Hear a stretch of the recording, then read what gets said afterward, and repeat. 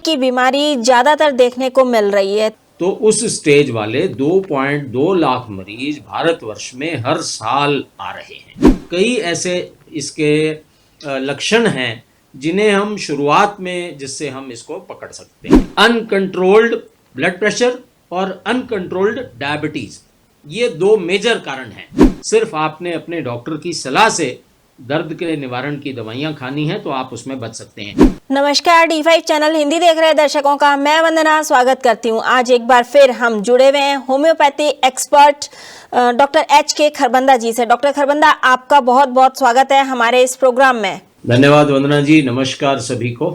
Doctor Kharbanda, आजकल kidney की बीमारी ज्यादातर देखने को मिल रही है, तो इसकी क्या वजह है? वंदना जी, बहुत अच्छा आपका सवाल है और इस बार तो संसद में भी यह चर्चा हुई है। लगभग 2.2 लाख मरीज हर साल नए आ रहे हैं जो कि टर्मिनल स्टेज, जो कि किडनी के जिसको हम डैमेज वाली सीन कहते हैं, किडनी की एडवांस डिजीज़ जहां एडवांस फेलियर हो जाता है, उसमें डायलिसिस करना पड़ता है।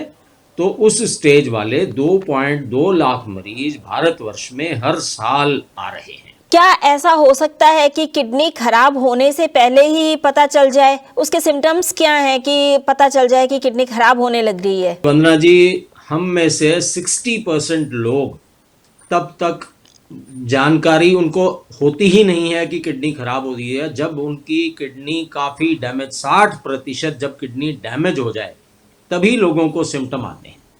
तो लेकिन इसके कई ऐसे स्क्रीनिंग टेस्ट हैं, कई ऐसे इसके लक्षण हैं जिन्हें हम शुरुआत में जिससे हम इसको पकड़ सकते हैं। तो आज हम एक एक करके बात करेंगे। सबसे पहले कि किडनीज खराब किन मरीजों की होती हैं, उनमें कौन से ऐसे, हम में से कौन से ऐसे मरीज हैं जिनकी किडनी खराब होने का अंदेशा है। तो 3-4 क्लासिफिकेशन इसमें कैटेगरीज है। सबसे पहला कारण है किडनी के खराब होने का NSAID दवाइयाँ, non steroidal anti inflammatory drugs. इसमें आती है जो हरे पत्ते वाली डाइक्लोमोल, दुनिया खा रही है उसको। हमारे भारत में ये विडंबना है कि हर किराने की दुकान पे भी वो दवाई मिल जाती है 2, 4, 5 रुपए की, और लोग उसको मिठाई की तरह दर्द से निवारण के लिए खा लेते हैं। लेकिन इस बात से वो अनभिज्ञ रहते हैं कि ये उनकी किडनी को ले जाएगी और वो उन लोगों में शामिल हो जाएंगे। 69% लोगों को भारत में किडनी वो लोग किडनी ट्रांसप्लांट के लिए वेट करते हैं, अपना इंतज़ार करते रहते हैं और वो उनको किडनीज नहीं मिल पाती। इतनी बुरी हालत है, इतने ज़्यादा लोगों को किडनी ट्रांसप्लांट की ज़रूरत है और उनमें से इतना मेजर हम साथी हमारे वो जीवन त्यागना पड़ जाता है उनको किडनी की ट्रांसप्लांट की ज़रूरत में ही। तो देखिए, बात यह है कि दर्द निवारक जो दवाइयां हैं बिना डॉक्टर की सलाह के कभी ना खाएं। मैसेज ये है।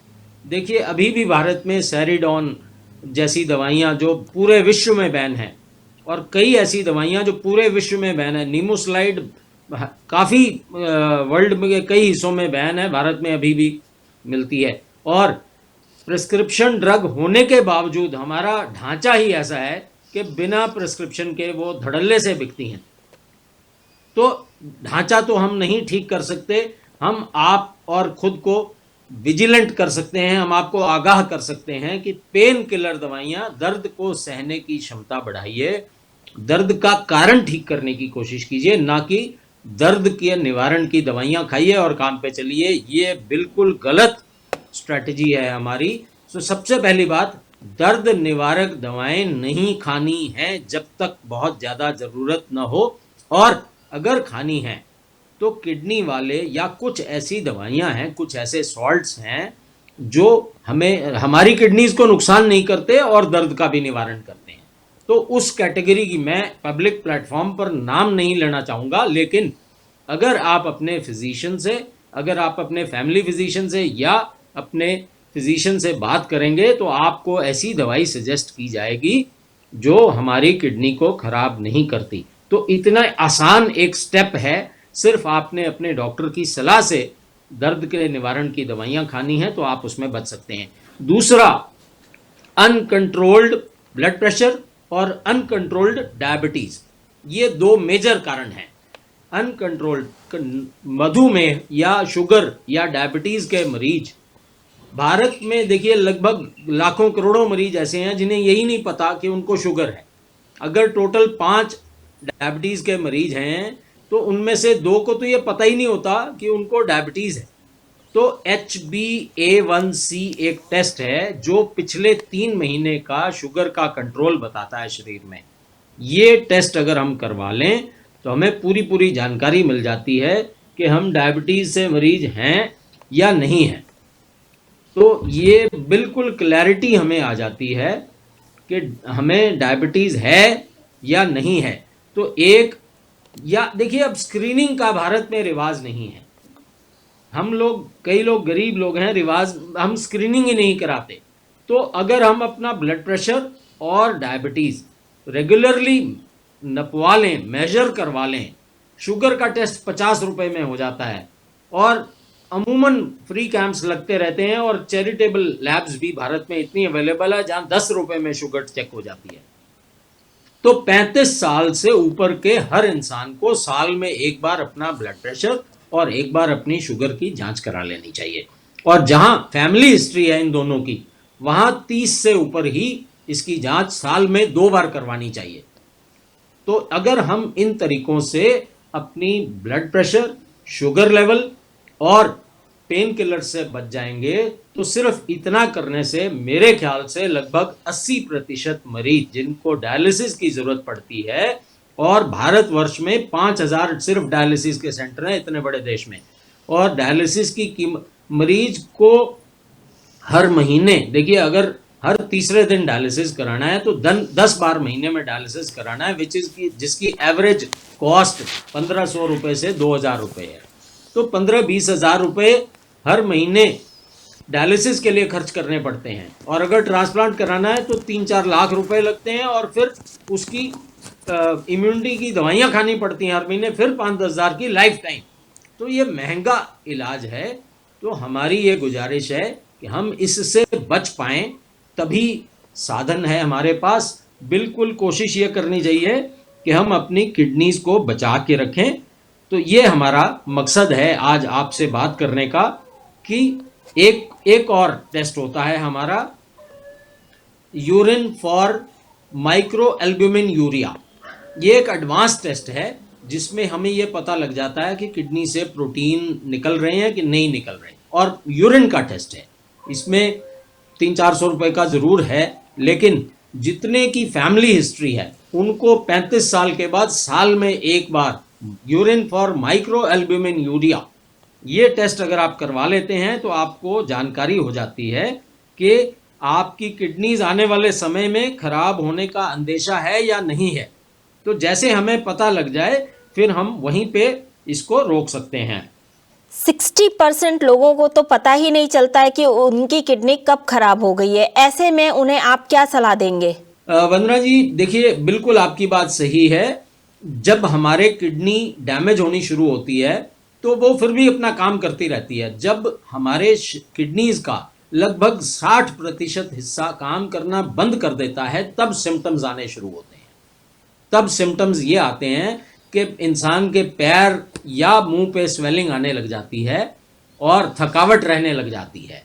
तो ये सिम्टम्स हमें आने की नौबत ही नहीं देनी चाहिए, हमें स्क्रीनिंग पे ध्यान देना चाहिए। अगर आप urine for micro albumin urea करवा लेते हैं, HbA1c करवा लेते हैं और किडनी के फंक्शन टेस्ट साल में एक बार करवा लेते हैं, जिसमें सीरम यूरिया, सीरम क्रिएटिनिन और सीरम यूरिक एसिड होता है, सोडियम और पोटेशियम की मात्रा जांची जाती है।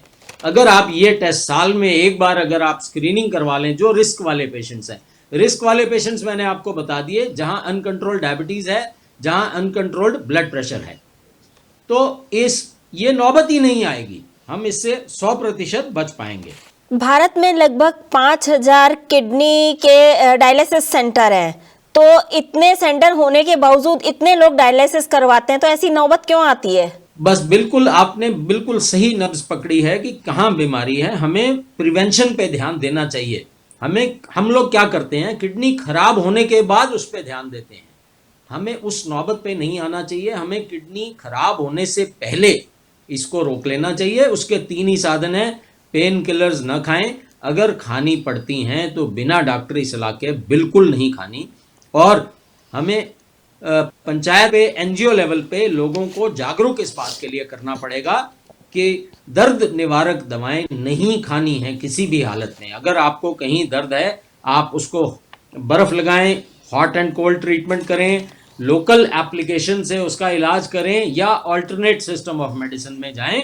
किसी भी तरह उसको हमने दवाइयाँ नहीं खानी हैं, तब हम बच पाते हैं।